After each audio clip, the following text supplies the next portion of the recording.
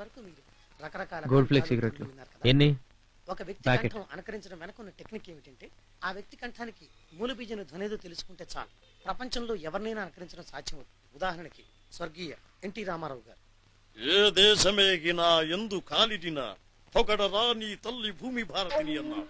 ఇలాగే అక్కడే నాగేశ్వరరావు గారు. జయం మనిషికి జననంతో పాటే మరణం కూడా వెన్నంటి. మనం ఎక్కడ ఉన్నా ఏం చేస్తూ అది మనబట్టి చివరికి మనం నిద్రపోతుంది. అది మన కోసం అలాగే రావుగోపాలరావు గారు. ఇదిగోండి విశ్వ మాట్లాడింది క్యాసెట్.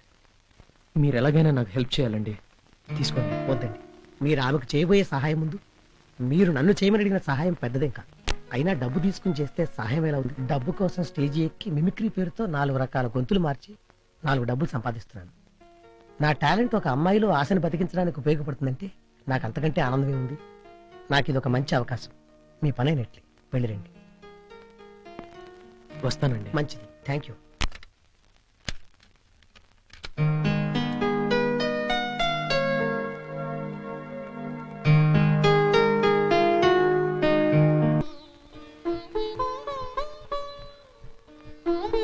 అబ్బా, చివరికి దొరికారు.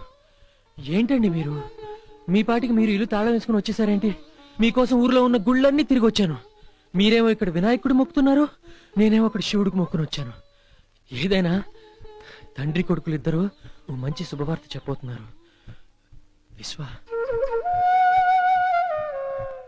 విశ్వ ఎక్కడున్నాడో తెలిసిందండి. నిజమండి. గుర్తుందా? ఆ విఐపిని కలవటానికి ఆ ఎయిర్పోర్ట్కి వెళ్ళాడు.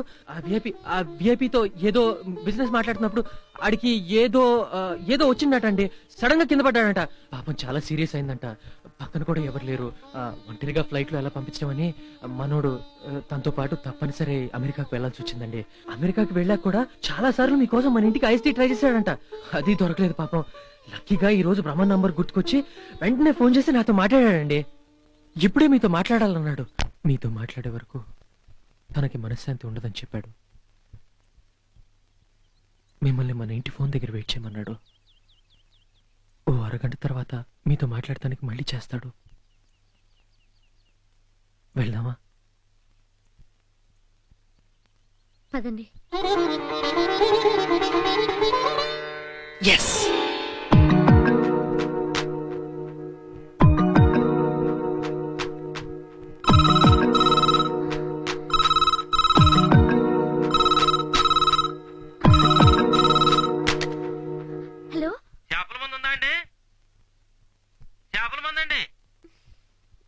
హలో, ఏంటండి బాబు, ఎవరు మాట్లాడేటి?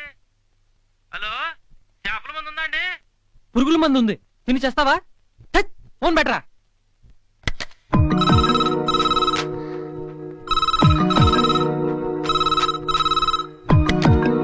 హలో కాశీ, నేను. ఒక్క నిమిషం. విశ్వ,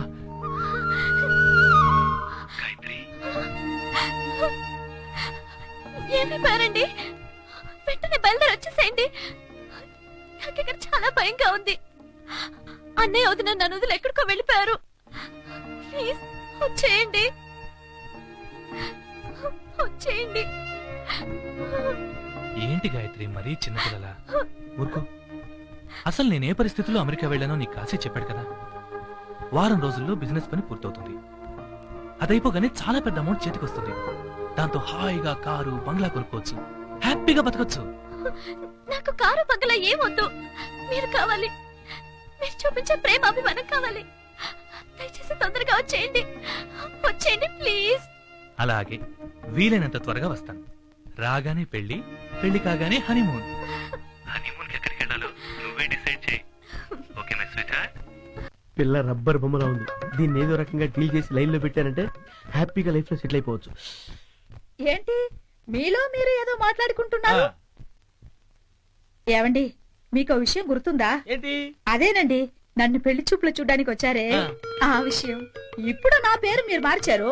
అప్పుడు నా పేరు సిగ్గుపిల్ల సిందామణి. ఆ పేరు విషయంలో కూడా వాడా బ్రోకర్ వెధవతో మీరు గొడవ పడ్డారుగా, మర్చిపోయారా? సిమ్రాన్, బ్రోకర్ల గురించి అంత నీచంగా మాట్లాడు. బ్రోకర్ వృత్తి ఎంత కష్టమైందో తెలుసా? ఒక అబ్బాయిని అమ్మాయిని సెటప్ చేయడానికి అదే సెటిల్ చేయడానికి బ్రోకర్లు ఎంత కష్టపడతారో తెలుసా? అప్పుడప్పుడు కమిషన్ ఎగ్గొడుతుంటారు. అయినా పట్టించుకోకుండా తన వృత్తి ధర్మానికి ద్రోహం చేయకుండా నీతిగా నిజాయితీగా ప్రవర్తిస్తాడు. అరే బ్రోకర్ల గురించి మీకు ఈ విషయాలు ఎలా తెలుసండి? మన పనేదే కదా. అంటే మన పని వాళ్ళని పట్టుకోవడమే కదా. Sim sim darling. ఎవడ్రా నువ్వు? నా మొగుడు ముందే నన్ను డార్లింగ్ అంటావా? నీ అసలైన డార్లింగ్ సిమ్ము. ఏమ్మా ఇతను చెప్పేదంతా నిజమేనా? మీరైనా కరెక్ట్ గా కనిపెడతారని ఇక్కడికి వచ్చాం. మీరు కొంచెం తప్పుకోండి. ఏరా బ్రోకర్ విధవా, ఇక్కడికి కూడా దాపరించావా? కాసిమ్ము, నేను మీ ఆయన్ని. అజే నన్ను ఒకసారి మోసం చేసింది చాలగా ఇప్పుడు సిఐ గారిని కూడా మోసం చేద్దాం అనుకున్నావా? ఈ రోజుతో నీ పని మడాష్. ఆగు, ఒక్కసారి గుర్తు తెచ్చుకో సిమ్ము. నేను ఒకసారి డిష్కా డుర్రు తురుకు తురుకు. అవును, అప్పటి నుంచి నేను రెడ్ డ్రెస్ వేసుకోవడం కూడా మానేశాను. సార్ నువ్వు అయిపోయావురా. సారీ ఫ్యాక్స్ పాపరాయుడు, నిజం తెలియక నిన్ను అనుమానించాను. వస్తాను. ఏయ్ ఎక్కడికి పారిపోతారా?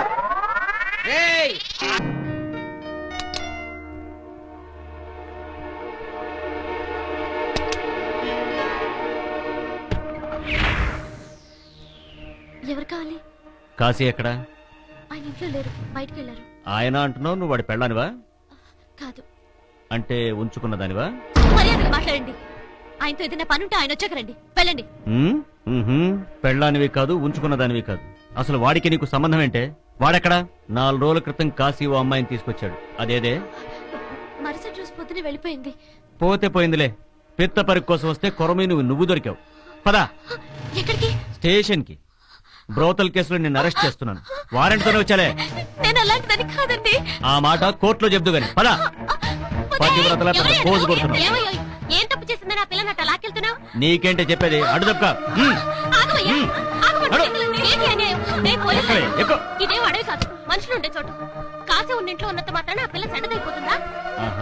కాదని నువ్వు స్టేషన్కి వచ్చి సాక్ష్యం చెప్తానంటే, అది నా గదికి వచ్చి చెప్తానంటే నాకేం అభ్యంతరం లేదు. నేను ఒక్కదాన్నే కర్మ, ఈ పేటంతా వచ్చి చెప్తుంది. పోవే నీ పేట. ఏయ్, రారా.